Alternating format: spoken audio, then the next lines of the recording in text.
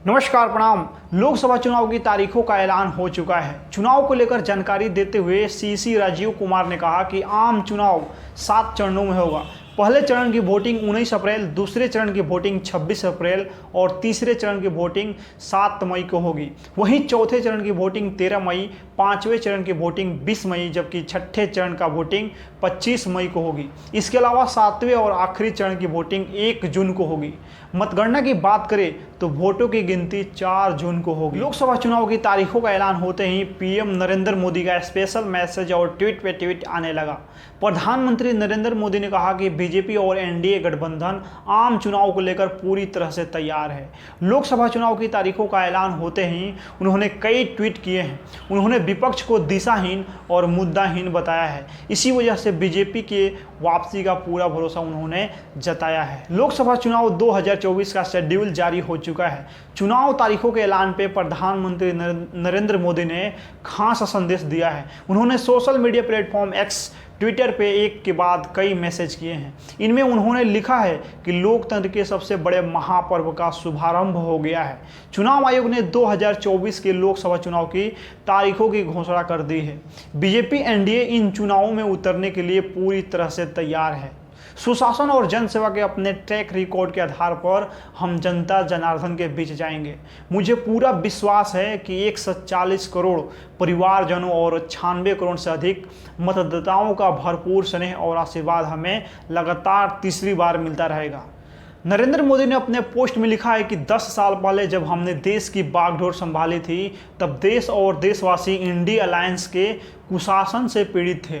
ऐसा कोई भी सेक्टर नहीं बचा था जो घोटालों और पॉलिसी पैरालिसिस से अछूता रहा हो। देश निराशा के गर्त में था और दुनिया भी भारत पे भरोसा करना छोड़ चुकी थी। हमने उस परिस्थिति से देश को निकाला और आज भारत तेजी से आगे बढ़ रहा है। प्रधानमंत्री नरेंद्र मोदी ने कहा है कि 140 करोड़ देशवासियों की शक्ति और सामर्थ्य से हमारा देश आज हर दिन विकास के नए कीर्तिमान रच रहा है। आज हम दुनिया की 5वीं सबसे बड़ी अर्थव्यवस्था बने हैं और करोड़ों भारतीय गरीबी से बाहर आए हैं। हमारी सरकार की योजनाएं देश के कोने कोने और समाज के हर तबके तक पहुंचती है। हमने 100% देशवासियों तक पहुंचने के लिए काम किया है और परिणाम हमारे सामने हैं। आज हर भारतीय ये अनुभव कर रहा है कि एक ईमानदार, ऋण संकल्पित और मजबूत इच्छा शक्ति वाली सरकार कितना कुछ कर सकती है। इसलिए हर देशवासी की हमारी सरकार से अपेक्षाएं भी बढ़ी हुई है। इसलिए आज भारत के हर कोने से और समाज के हर वर्ग से एक स्वर सुनाई दे रहा है, अब की बार 400 पार। प्रधानमंत्री ने कहा कि आज विपक्ष के पास कोई न मुद्दा है और ना ही कोई दिशा है। उनका एक ही सिर्फ एजेंडा है, हमें गाली देना और वोट बैंक की राजनीति करना।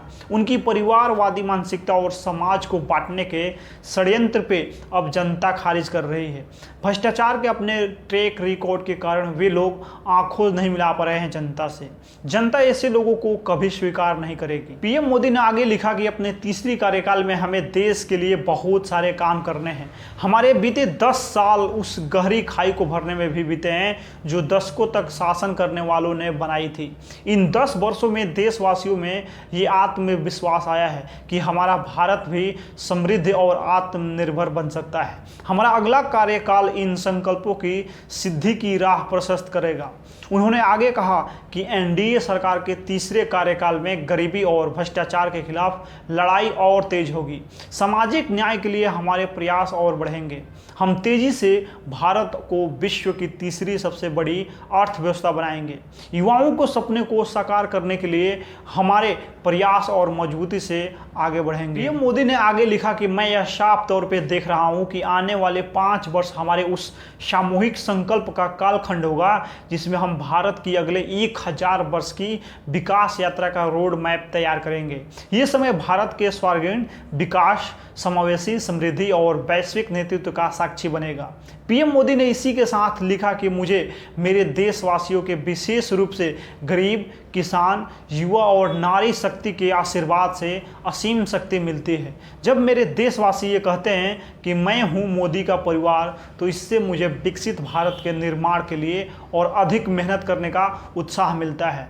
हम विकसित भारत के लिए सामूहिक प्रयास करेंगे और ये लक्ष्य हासिल करके रहेंगे। इस बार लोकसभा चुनाव 7 चरणों में कराए जाएंगे, जिसकी घोषणा चुनाव आयोग की तरफ से शनिवार को कर दी गई है। चुनाव आयोग की घोषणा के अनुसार पहले चरण का चुनाव 19 अप्रैल, दूसरा चरण 26 अप्रैल, तीसरा चरण 7 मई, चौथा चरण 13 मई, पांचवा चरण 20 मई, छठा चरण 25 मई, सातवां चरण और अंतिम चरण का मतदान 1 जून को होना है।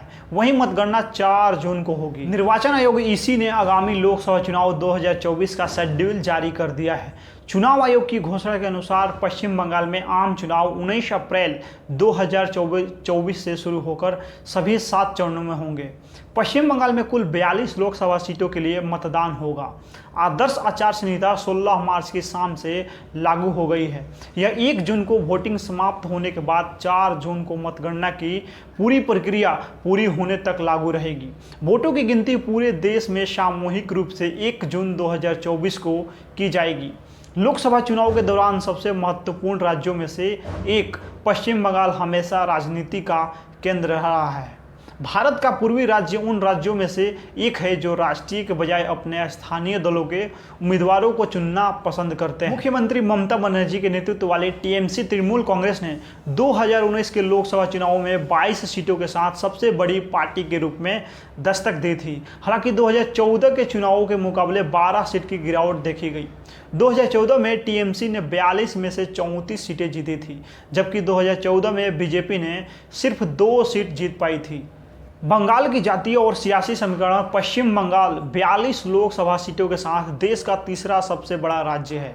यह सिर्फ उत्तर प्रदेश 80 सीटें और महाराष्ट्र 48 सीट से पीछे है। सभी सीटों पर आमतौर पर एक आम मुद्दे के बजाय अलग अलग मुद्दे पर चुनाव लड़ा जाता है। विशेष रूप से पश्चिम बंगाल की 42 लोकसभा सीटों में से 30 सीटों पे अनारक्षित सीटों के रूप में चुनाव लड़ा जाता है, जबकि 10 सीटें एससी उम्मीदवारों के लिए और 2 सीटें एसटी उम्मीदवारों के लिए आरक्षित है। लोकसभा चुनाव 2024 को लेकर भारत निर्वाचन आयोग ने शनिवार को बिहार की 40 समेत देश की 542 सीटों के लिए अधिसूचना, नामांकन, मतदान से लेकर मतगणना तक की तारीखों का ऐलान कर दिया। लोकसभा चुनाव 2024 की तारीखों की घोषणा से पहले मुख्य चुनाव आयुक्त राजीव कुमार ने मतदाताओं से वोट करने की अपील की है और कहा है कि हम चुनाव के लिए पूरी तरह से तैयार हैं।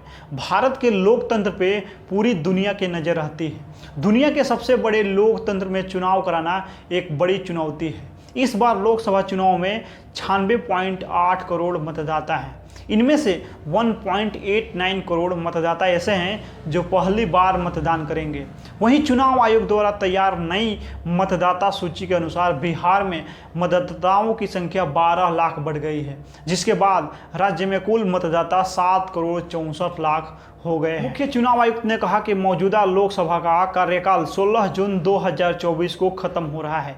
इस बार मतदान के लिए करीब 10.5 लाख मतदान केंद्र बनाए गए हैं। इस बार चुनाव कराने में 1.5 करोड़ अधिकारी शामिल होंगे और 55 लाख ईवीएम का इस्तेमाल किया जाएगा। बता दें कि 2019 के लोकसभा चुनाव में बिहार में 7 चरण में मतदान हुए थे, जिसमें पहले चरण का चुनाव 11 अप्रैल तो वहीं आखिरी और 7वें चरण का मतदान 19 मई को हुआ था। 2019 में 40 सीटों में 39 पे एनडीए को जीत मिली थी, वहीं एक सीट पर महागठबंधन को विजय मिली थी। बाकी 7 चरणों में चुनाव कराने का घोषणा कर दिया गया है। आप चुनाव के बारे में क्या जानते हैं, क्या समझते हैं, अपना राय दे दीजिए। बाकी 2024 के लोकसभा के चुनाव को आप कैसे देख रहे हैं, आप इस चुनाव को किस नज़रिए से देख रहे हैं, इस वीडियो में प्रतिक्रिया दे दीजिए अपना। मिलते हैं अगला वीडियो में, तब तक के लिए धन्यवाद।